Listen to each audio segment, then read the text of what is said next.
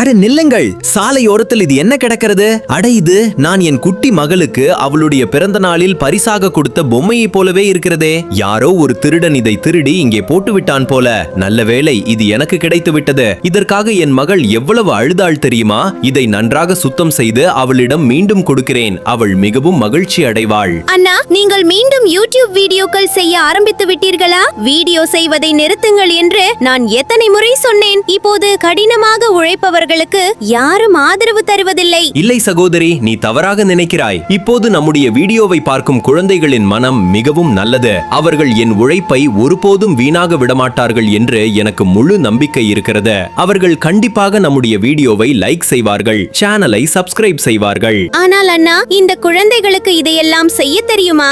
ஆமாம் என் சகோதரி, இந்த குழந்தைகள் மிகவும் புத்திசாலிகளும் நல்ல மனம் கொண்டவர்களும். அவர்கள் எப்போதும் மற்றவர்களுக்கு உதவுவார்கள். நம்மை போன்ற கடினமாக உழைக்கும் ஏழை மக்களுக்கும் ஆதரவாக இருப்பார்கள். இன்று அவர்கள் நம்முடைய வீடியோவை லைக் செய்வார்கள், சேனலை சப்ஸ்கிரைப் செய்வார்கள், மேலும் கமெண்டில் ஒரு ரெட் ஹார்ட்டை கண்டிப்பாக அனுப்புவார்கள் என்று எனக்கு முழு நம்பிக்கை இருக்கிறது.